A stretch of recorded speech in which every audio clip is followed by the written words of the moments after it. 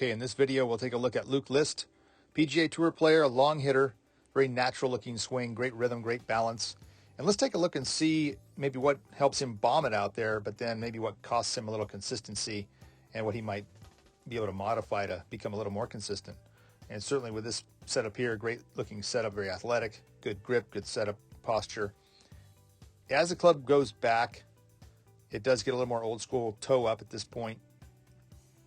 More open there than you'd see with a lot of players on the tour.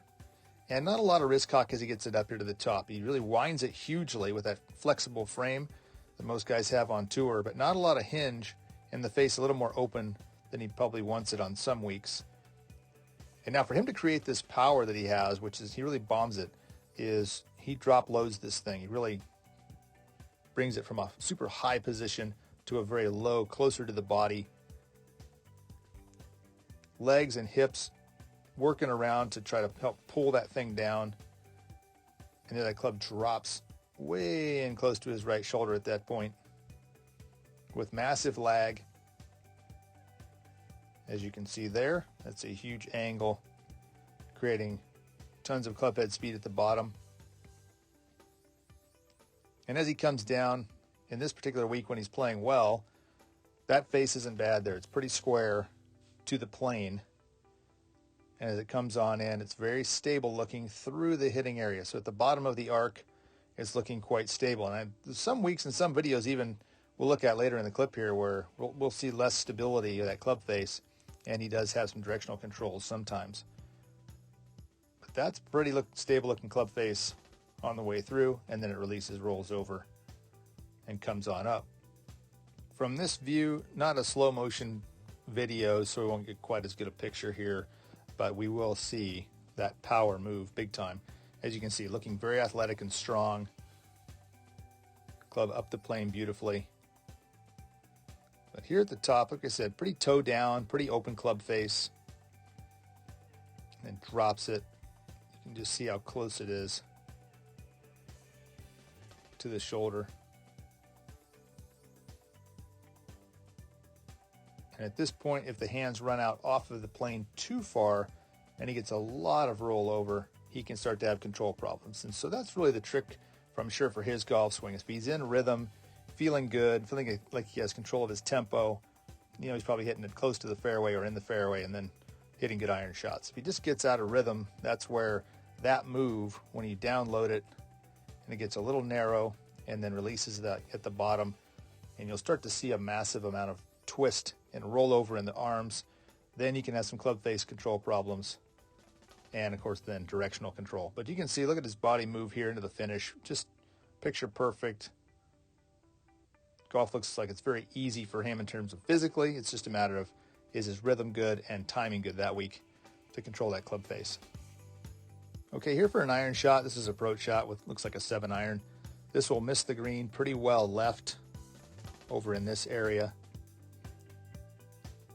And, technique-wise, as he sets up, looks pretty darn good. Might be slightly open with the upper body, but he certainly looks balanced and relaxed at the setup. Club up the plane beautifully. Very similar looking plane, club face and left wrist to the driver. Then as he drops this one down, that club head at this point is here, and then it will get under that plane right down here. And if he gets too much of that sort of laggy move coming down under the plane, you're going to open up blocks and hooks. This one did happen to go left. Those hands out off that plane pretty far for an iron shot with rollover. If you compare that to some of the other videos that you've looked at that I've done, you can see a lot more players with the hands tracking directly left along the swing plane, controlling these approach shots. And the farther off you run the hands and arms off the plane with an iron, the more chance you are to hit it right and left. This angle pretty much right down the line. Great setup. Nice tall posture. This ball will hook. This is down into this pine straw on the left. And so we can see that takeaway is set up the plane. Reaching it high. Drops it down. We know, like I said, more drops from a high to low position too. You can get too narrow. You You can see his arms collapsing a little there. It's not crazy wide like a Sergio. So if he gets a little bit narrow in here, that's a little trickier to control the bottom of the arc. And there's some hands that are well off the plane. Even for a driver, that's pretty far off the swing plane. And a lot of release. And so that one there just didn't get the timing right. This angle here, a little too steep to control. And that's where you get into trouble. Like I said, he's a natural player, natural golfer. When he's in rhythm and that thing starts to just sort of drop down and naturally flow along the plane, sure, he's just hitting fairway after fairway. But if he gets a little bit out of rhythm or timing, then it's a little trickier with this swing to control it. This is after pitching it out from the pine straw. He's got this wedge shot to the green, and the announcers said it was going too far, but it flew past the pin 20 feet and spun back to about 8 feet. It was a beautiful shot, and you'll see here as he takes this club up, which fits with his backswing, and you expect him to be a pretty good wedge player simply because he doesn't hinge it all the way. Not a lot of overall set to the wrist there. Great way to be a good wedge player like a Jason Day or other players is don't set those wrists all the way. That way the club comes in shallow enough to get a good angle. It also keeps him wide enough too, because the steeper you swing on a wedge, if it comes down really steep, you hit into the ground too much, the ball shoots up the face and goes high and short, you lose control. But if it stays wider with less hinge, you come in and take a better divot at the bottom. We can see like a lot of good tour players. He has those feet very calm for the wedges. And this one, that grip is tracking more left, of course, with a wedge, trying to control that club face. And you can see the hold position there. And like I said, this was a very good shot. A little right of the flag, spun back to about 8 feet. If we take a quick look at his putting, you can see center shafted with left hand low. So I'm guessing he's a right eye dominant player. I don't know that for sure, but I'm guessing, and that helps him aim a little bit easier. And he did putt well this week. This was a good week. Made some nice putts. So statistically, he doesn't putt well, but this week he did. And based on the stroke, setup does look really good.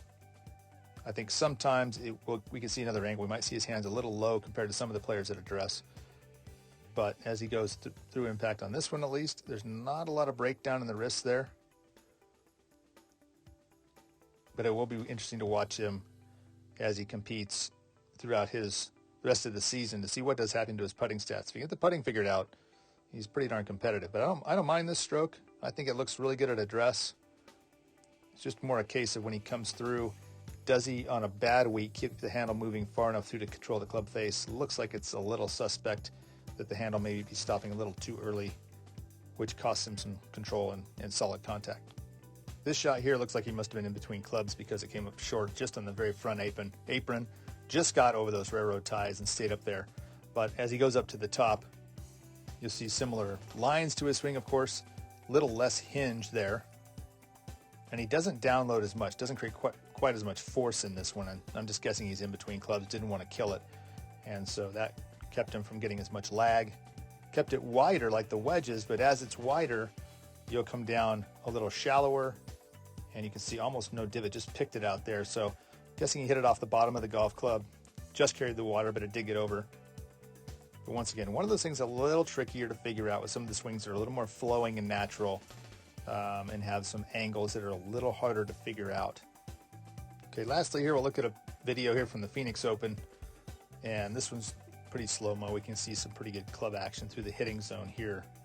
Setup looks slightly crossed up here to me, a little right with the feet, out this way, and a little left with the shoulders. Don't know if that's a tendency of his, but it looks a little that way.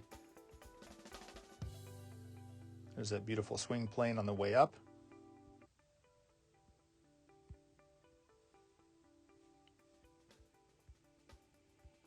And similar positions, so club face a little more open. He drops it right down, creating all that lag.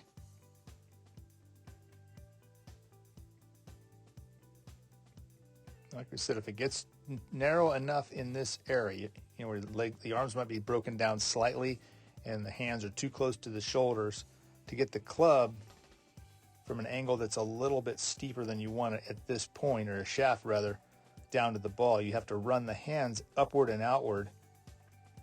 So he's running those hands a little more this direction than he wants to run them. The more down they go, the more control you get. And as he runs them out that way, then you'll see quite a bit of rollover at the bottom. And just depends, like I said, he's on tour. He's clearly an amazing golfer. It's just a case of, on a really good week, if he has better rhythm and more width to control that club face here at the bottom and get those hands a little closer to the plane, especially with the irons. The driver, you're going to be okay out in this area as long as it's not too excessive. But we saw some of his shots going enough left to cause some problems. Of course, if you do hang on at this point, obviously it's going to go the other direction. But, you know, I think if he can really keep some width coming down and keep it wider, shallow that thing out a little bit more through this area, he would get a little more control of that driver and the irons. Okay, well, that's going to wrap it up for this video. If you like this video, please hit that like button. And if it's your first time to the channel, please consider subscribing.